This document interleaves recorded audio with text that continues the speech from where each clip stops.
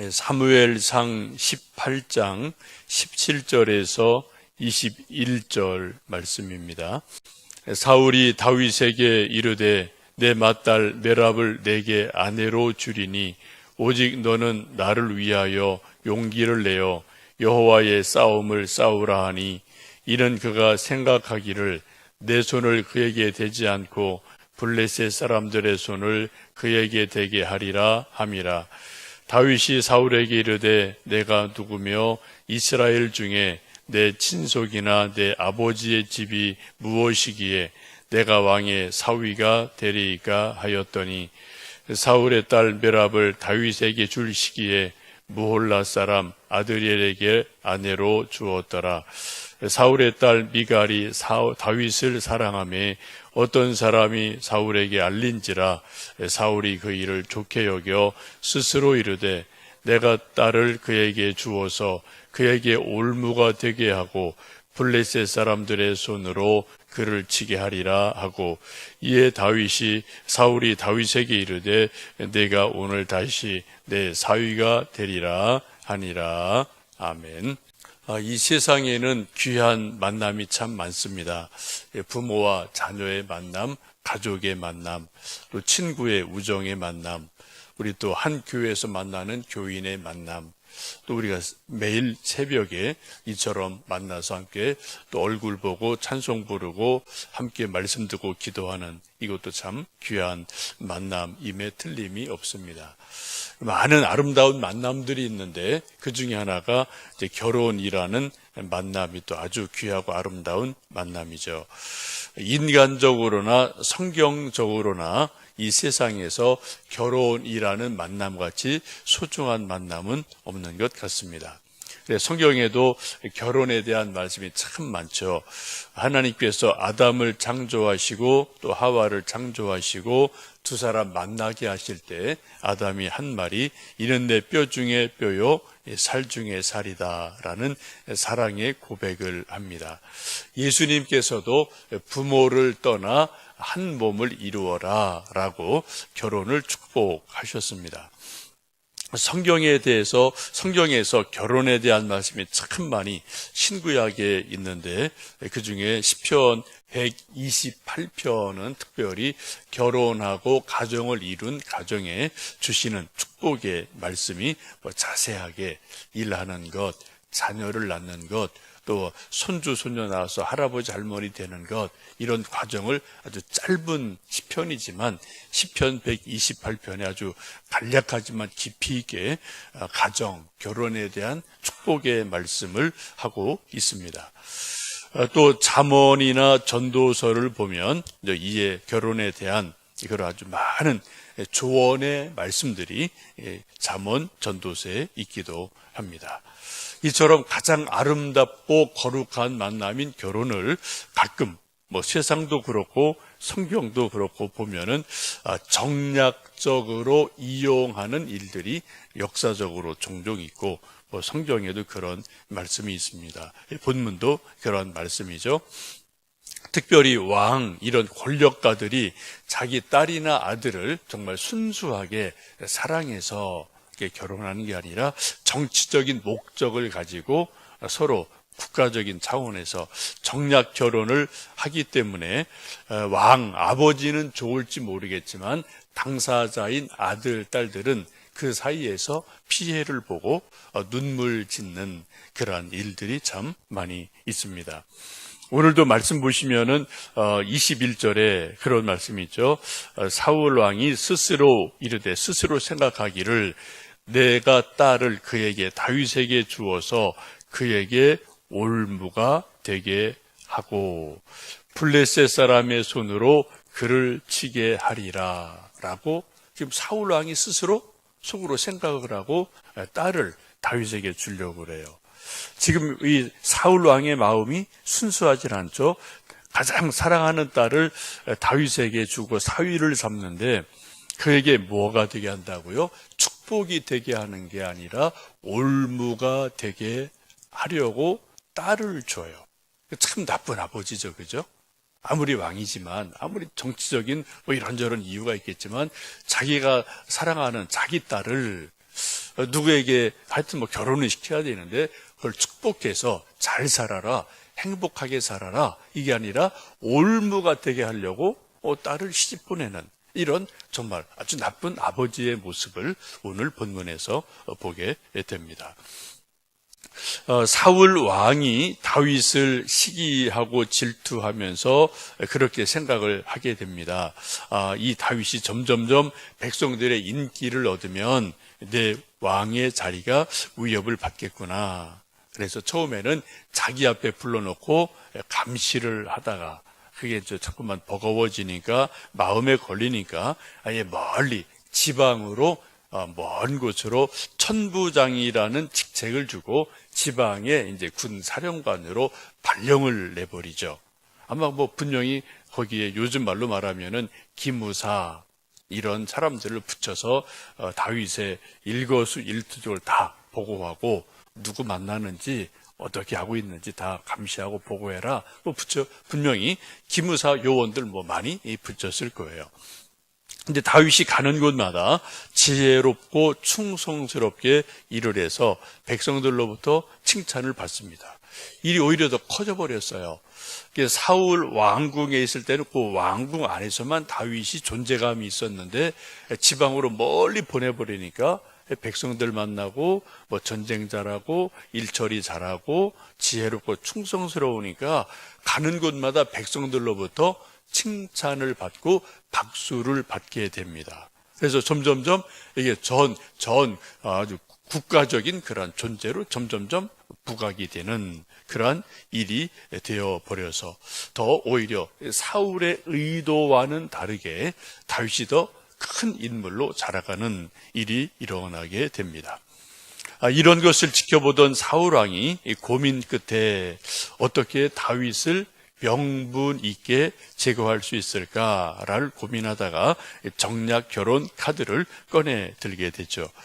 본문에 보면 두 딸 이름이 나오죠. 맏딸 메랍이 있고 둘째 딸 미갈이 나오는데 둘 다 아직 결혼하기 전이어서 큰 딸 메랍을 다윗에게 주기로 말하고 약속을 합니다.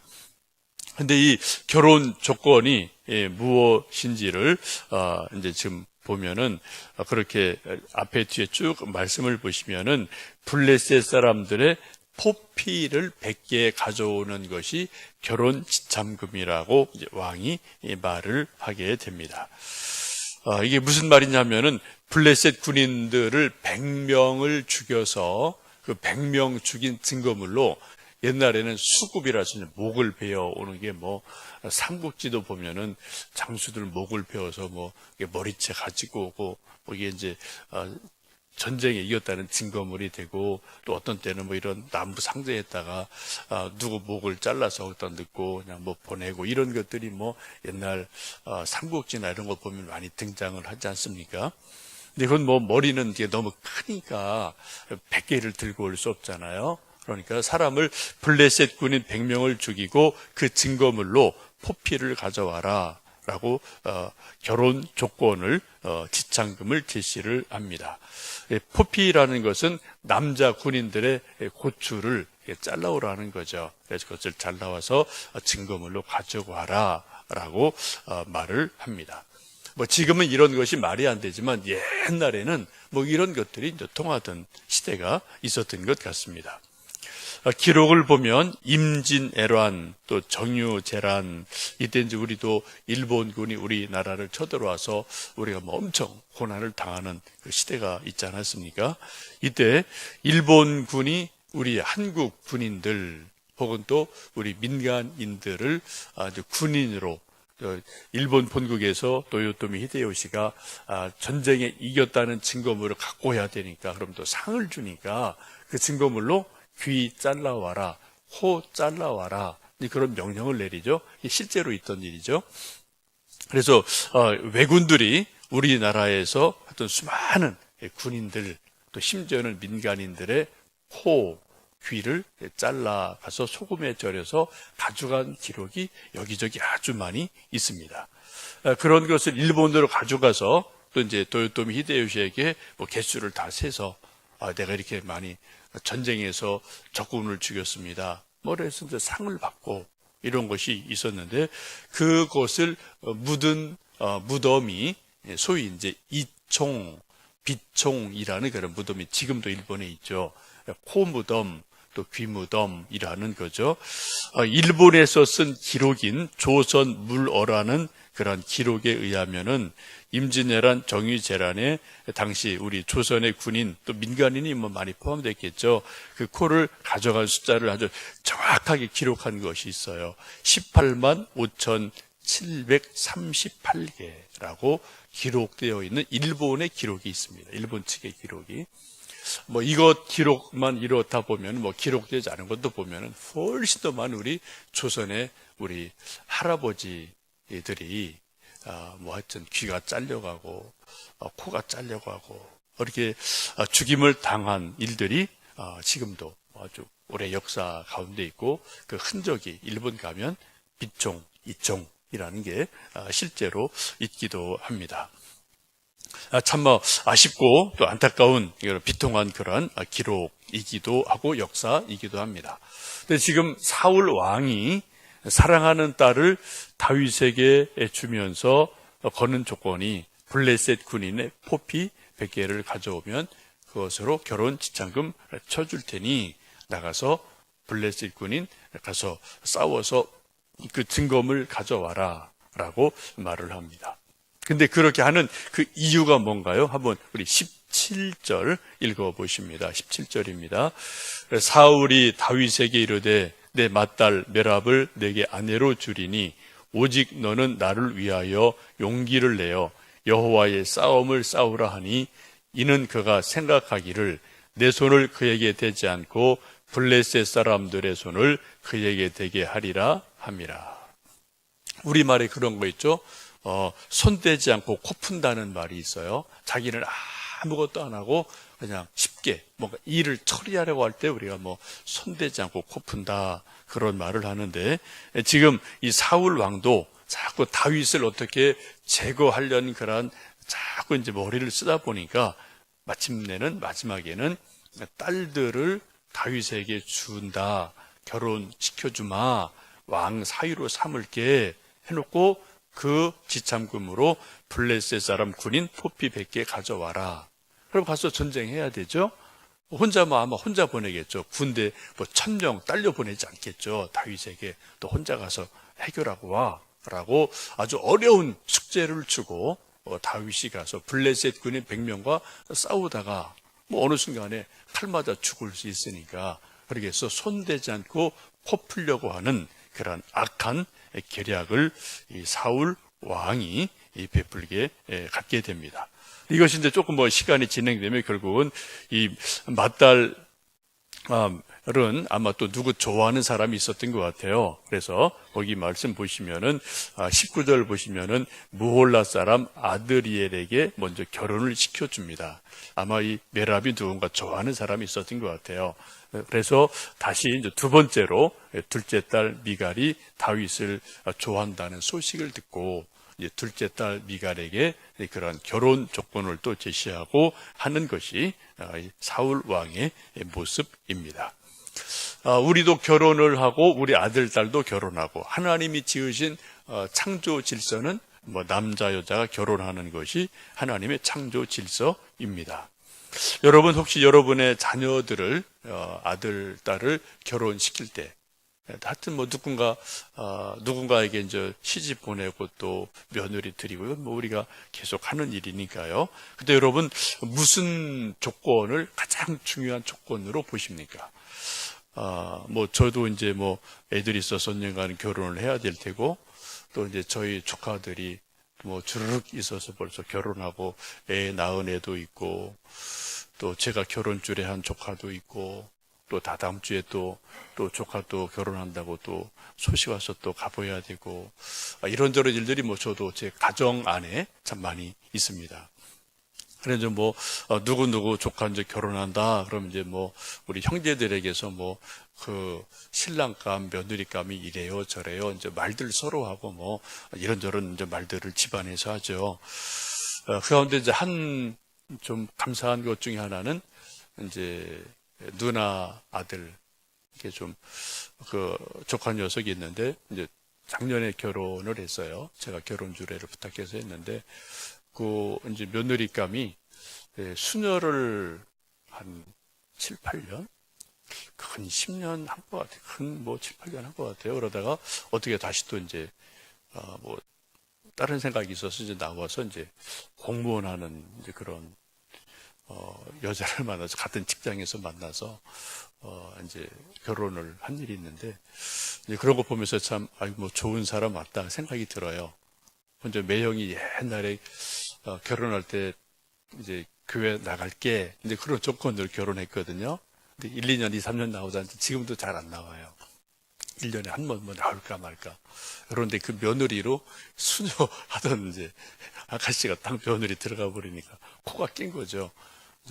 그래, 매형이 또 이제 교회를 이제 안 나갈 수 없는 그런 이제 상황이 돼버린 것 같은데. 어쨌든, 우리가 여러 가지 이런저런 조건을 이제 봅니다. 직장 보고, 집안 보고, 외모 보고, 이거 다 중요하고 필요한 거예요. 여러분, 만약 여러분의 아들, 딸이 결혼할 거예요. 누구랑 결혼할 거예요. 라고 누구 사람 데려올 때 여러분, 무슨 조건을 가장 중요한 조건을 여러분 생각을 하시겠습니까? 이건 여러분 각자 다 생각이 다르겠지만 일반적으로 우리가 생각할 때 믿는 사람, 이게 참 쉽지는 않아요. 요즘 이게 교회 안에도 청년들이 적고 또 남자 여자 비율이 잘 맞지도 않고 이게 참 어려운 일인데 그럼에도 불구하고 신앙의 문제 또 마음씨가 어떤가 하여튼 이런 몇 가지 우리가 좀 나름대로 소중히 보아야 될 그러한 기준들이 저는 저대로 있고 또 여러분대로 있으실 겁니다. 이 아침 우리가 기도할 때 우리 결혼한 자녀들대로 그 가정을 정말 축복하고 우리가 아까 찬송 불렀던 것처럼 사철의 봄바람 불어있고 하나님 아버지 모셨으니 이러한 가정들에게 우리 아들, 딸 가정 축복해 주세요. 또 시편 128편의 말씀이 이루어지게 해 주세요. 여러분 이따가 시편 128편 오늘 좀 꼭 읽어보시고요. 그 말씀 붙들고 여러분의 아들, 딸, 손주, 손녀들 축복하시기 바랍니다. 또 아직 결혼하지 않은 자녀가 있다면 우리 결혼하지 않은 우리 자녀들이 결혼할 때 하나님 좀 이런 사람 잘 하나님 은혜 안에서 만나게 해주세요. 우리가 또 축복하며 이 아침 기도할 때 우리 기도의 주제를 우리 사랑하는 아들, 딸, 손주, 손녀들 믿음의 가정이 되도록 축복하며 기도하고 또 그렇게 아직 그런 것이 이루어지지 않았다면 또 격려하고 중보 기도하고 서로 또 위로하는 일이 있기를 주님의 이름으로 축복합니다. 함께 기도합니다.